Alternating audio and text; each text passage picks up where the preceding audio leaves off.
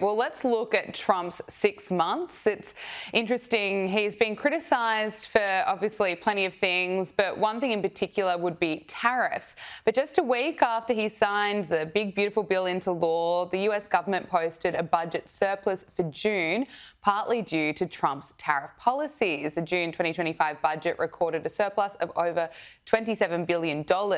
What's your take on this?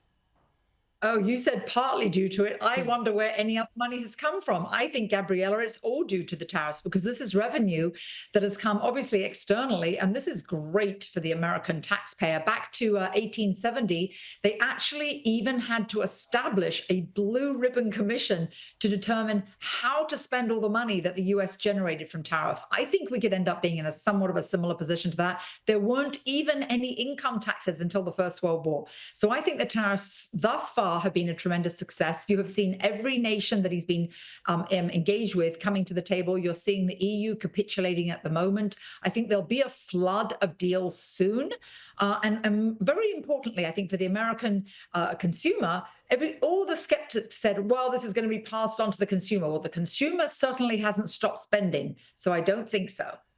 I want to talk to you about the latest on the Epstein files. Although Donald Trump called it a hoax, it appears that Donald Trump is listening to the uproar.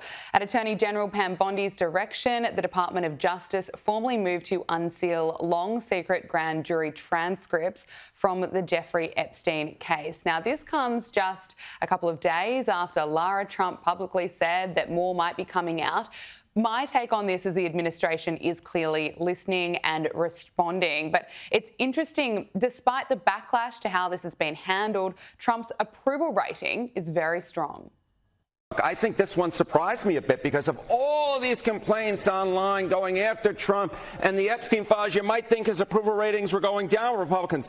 If anything, they're going up. Republicans who approve of Trump, look at our CNN poll. The prior one, 86%. The one out this week, 88% were Republicans. How about Quinnipiac? The prior poll, 87% approve of Republicans. This week out, 90% were Republicans. If anything, Donald Trump's approval rating has gone up since this whole Epstein saga started. He is at the apex or close there too in terms of his popularity with Republican voters, Epstein files, complaints or not.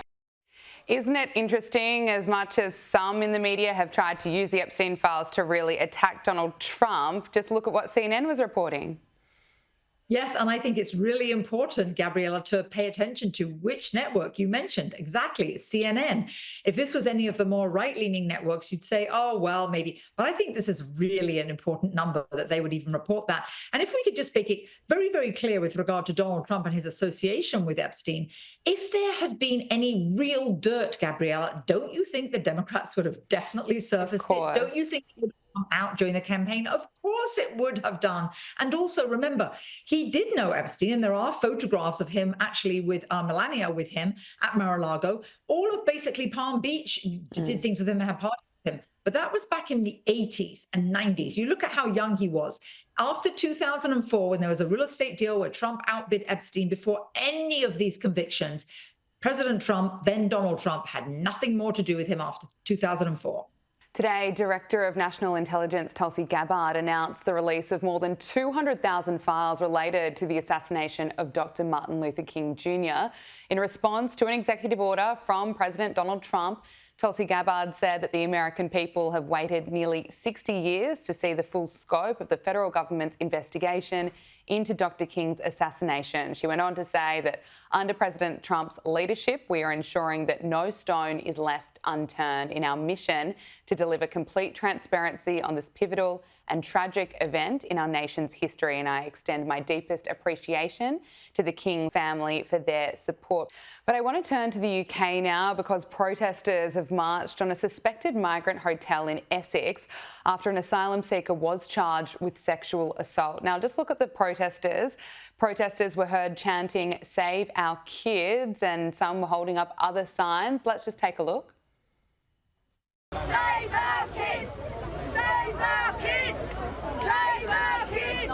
Save our kids!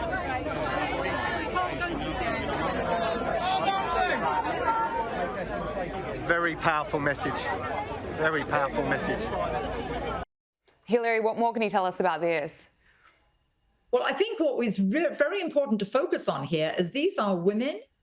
They're holding signs that are definitely look very homemade. All the signs that everybody was holding were completely different. It wasn't like one of these organized kind of protests where some kind of company recruited people. So these are mothers that are concerned about their daughters. They're regular people. So I think it is so wrong to paint and portray regular tax-paying good citizens, these mothers, as far right-wing. No, they are concerned about their daughters. They're concerned about their community. And the fact that, and actually I'm going to be in the UK as of next week, and when I arrive at customs, if I was to say, excuse me, where's my free 5-star hotel, please? I'd be laughed at, or maybe I'll be jailed, so I won't try that joke. But really, Gabriella, this is the sense in the UK. This isn't right. This isn't fair to be spending taxpayers' pounds on migrants, providing free housing, free food for them, giving them iPhones and giving them games and pleasurable activities while they're committing atrocious crimes. And what happened in Epping was there was you have to say alleged assault of a young, I believe, 14-year-old girl. These communities don't want that sort of crime. No, of course, just horrific allegations there. Hilary Fordwich, thank you so much for joining us on Power Hour. Always a pleasure to speak with you. Pleasure, Gabriella. Thank you.